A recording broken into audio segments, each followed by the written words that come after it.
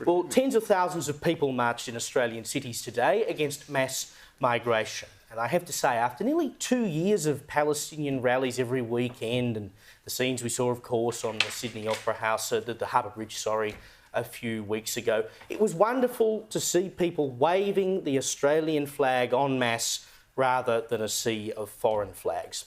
These were everyday Australians, upset that more than 1 million migrants have moved here permanently since Anthony Albanese came to power. Australians of diverse racial backgrounds who have no issue with migrants themselves, but the effects of fast mass migration. And despite that, there are people who will want you to believe that they are racist, that they're far right, that they're extremists. But here's the deal. They say that because they want you at home to feel guilty.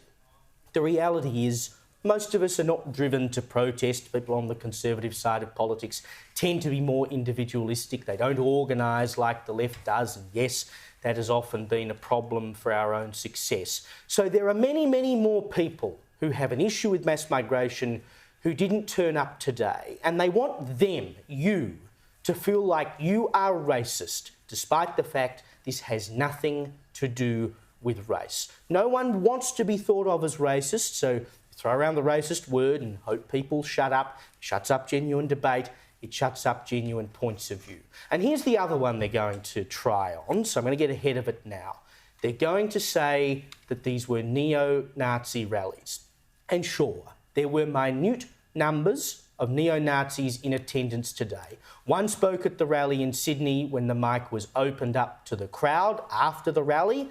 That, I have to say, was a stupid idea. But you know what happened? They were booed out of the joint. You've lost us! You've lost us! All Australians! Not just white Australians! We love all of you. We're not racist at all. We love every one of you. Okay, this is it. We're here to say the truth about why we're protesting, and these guys are not representing what we think. Nazi group ruined it. Yeah, That was good before that. That's why everyone's leaving now. No one stands for We that. stand for everyone, not just a few people, you know? That's The racist. extremists ruined it for everyone. That's what happens. I mean, you saw it there. There were people there clearly of migrant background themselves who were upset about the effects of mass migration.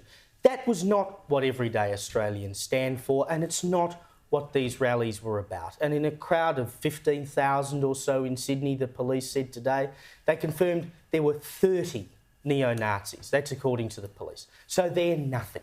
And the Daily Telegraph reported that they were booed, sworn at and screamed at as they left. Everyday Australians made their views on racism known, and good on them. And veteran reporter Mark Burrows on 9 News this evening came to exactly the same conclusion. The front of the march might have presented one picture, but the bulk of those marching today, those coming in from behind, appeared to be anything but extremist. And I might also remind people what happened when John Pesutto tried to link Moira Deeming to neo-Nazis when they similarly hijacked a women's rights rally. What it was Australians standing up for the face of their country, and I, for one, I'm glad to see that enthusiasm. Typical, though, Joe, that they would try to smear everyone as a neo-Nazi or a racist for turning up to a rally. Just because, I mean, you know, it would be like saying that if you support the Labor Party, you're, you know, tarnished with the fact that, well, that might be true. But Pretty sure Albo gets called a socialist every day. Tarnished by the fact that the Labor Party was the party of the White Australia policy. Yep, that's absolutely right. We don't make that comparison because we understand that things change, and not everyone who agrees with, you know, the same things on one issue doesn't make you a neo-Nazi.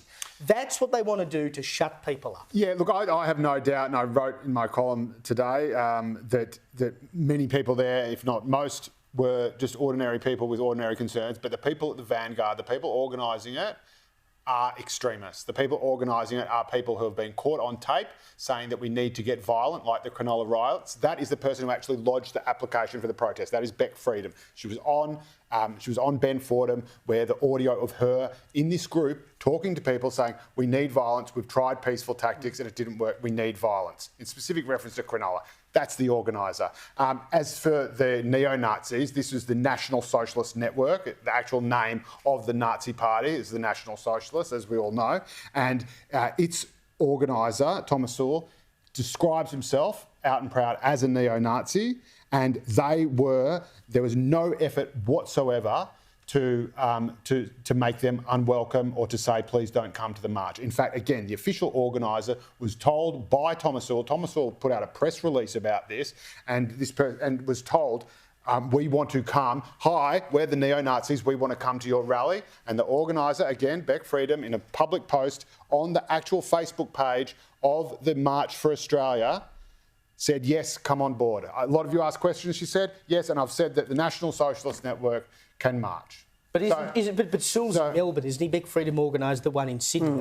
She said, I don't think that there's... they were in contact, and she said that, and she said, I don't think he's speaking in the ones I'm organising. I haven't had as much to do with the Melbourne one, and I can't say whether or not he's speaking there. So again, there wasn't even an effort to say, no, don't come and infiltrate this march and end up making us all look like crazy white supremacists.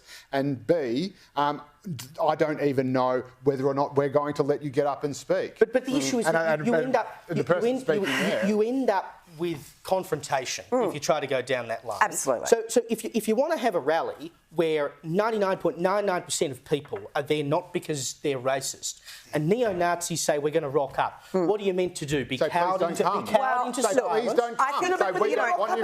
I think Joe's falling into the trap that is exactly what you talked about in your introduction, but is exactly where the left are going to try and push this, and they're going to say this was a neo-Nazi protest, this was racist. The majority of people there are not neo-Nazis, are not racist. These core fanatics who are nuts, who are seriously crazy, there's a whole lot of them on the left too, and we don't talk about those nut jobs. I do it all the time. Every time someone carries a Hamas flag or a picture of the Ayatollah or says death to the IDF, but I have called that out every single time. We've talked about this. The problem is if we fall into the trap now of blanketing all of these Australians as neo-Nazis and racists, where the left are going to find themselves in a whole world of pain, and I hope they certainly do because they are leading this country down the garden path.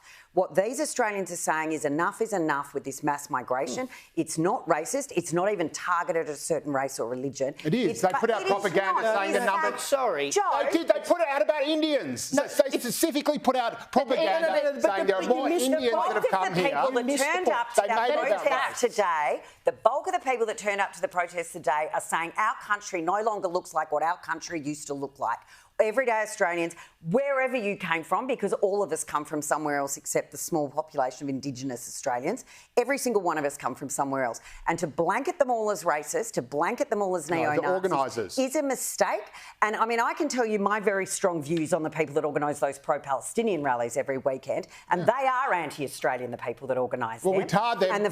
We don't tar them at all because we let them go every single weekend. Interrupt our city costing hundreds and hundreds of thousands of dollars, yet they are allowed to go every week. But as soon as everyday Australians say enough is enough, I cannot get my kids into the schools I want to get them into, they cannot get into the housing market, I cannot afford a rental property, crime rates are going through the roof. I mean, we haven't even touched on what's happening in Victoria. We're not saying, where those crime gangs are coming from because we're not coming from third, fourth, fifth generation Australians.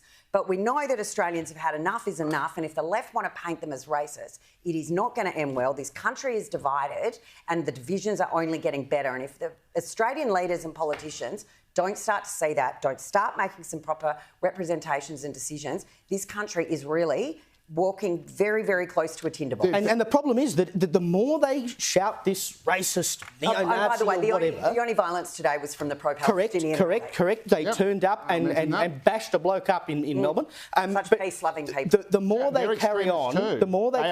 Joe, can I finish? The more they carry on with, you're racist or you're neo-Nazi or whatever... I mean, do they not realise, Evelyn, that it just emboldens people to say... You are opposed to me, an everyday Australian who has an issue with what mass migration is doing to this country. It's not about racism. The more you throw that word around, the more incensed people will become.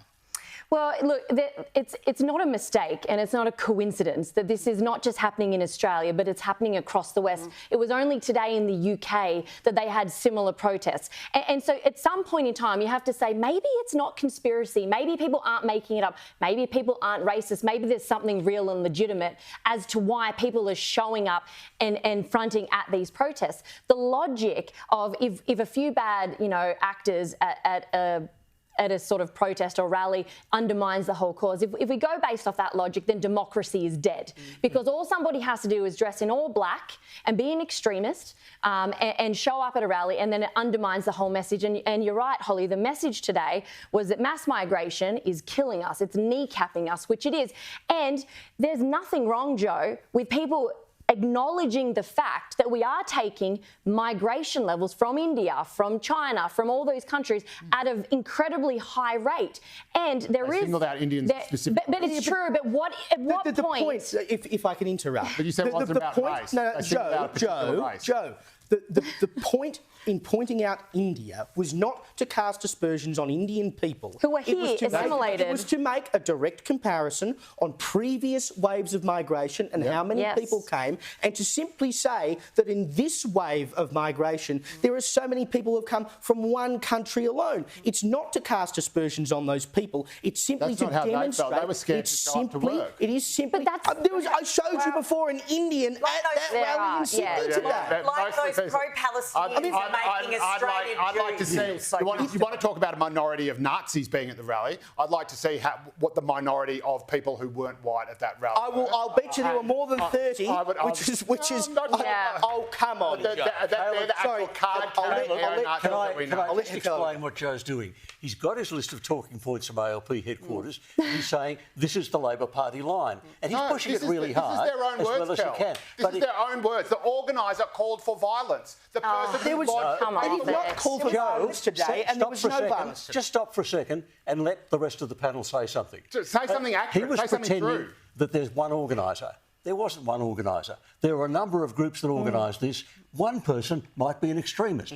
She did not organise the entire rally single-handed, and what she says does not represent people. She's the official organiser. And let me point out how he's misrepresenting. Point out the facts, Kel. Joe, she is the official organiser. She is the one who lodged the paperwork. And let me and it's a fake name, but she's the only official organiser.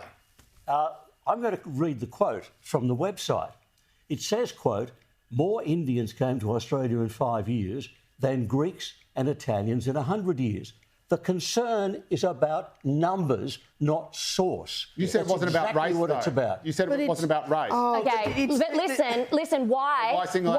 No, hang on a second. Again, these are people organising and pushing it. They're not just the people who rocked up. People in charge. Hang on, listen. Because of the numbers. It looked for what group came in large numbers. They were the numbers. We want to talk about numbers. We don't care about race. Indians, as it happens, because they grew up under a nation shaped by the British Raj, fit in very well, and they have excellent English, and they're wonderful migrants. They didn't feel like they were fitting in very well.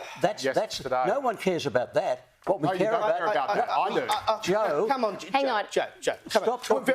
Very quickly. I'm just going to give the final word very quickly to Evelyn, and then we'll move on because we could be here all night talking about this. But yes, all I want to point out is that there is nothing wrong with having a national identity, and unfortunately, in Australia, we're having an identity crisis. Once upon a time, we knew what it meant to be an Australian. Today, there are plenty of Australians, including people who have migrated and assimilated here, who understood that. The point is, why can we not point out certain facts and certain truths without being called a racist? It is true. Everyone is allowed to have a homeland except for us, apparently. And there's nothing wrong with pointing out that we are taking in migrants at ungodly levels from countries that, unfortunately, in 2025 are finding a very hard time to assimilate to our Australian identity and our Australian culture. And it is not racist for pointing that out, because we will lose our home, we will lose our people, we will lose our culture, and that's sadly what's happening. And there's nothing wrong with saying, let's not have that. To invite... Oh, stop it. The left of violence. Today. There was no violence violence there. The left are more violent than anyone. We've got to move on. About calling for violence. Joe, we've got to move on. There was no violence there today. I have to say that it was so easy. Oh, and so it was is the so left. easy to find people of migrant background there that Channel 9 managed to do it. There was a guy with an accent doing an interview. I'll show you quickly. We managed to find one. These are some. How hard do you reckon it was? Some vox pops taken at the rally today. We're not a racist country. We just want a good calibre of people in here. Love migration, okay? I'm from a family of immigrants as well. The point is, how many you bring in the country? Where do you house them?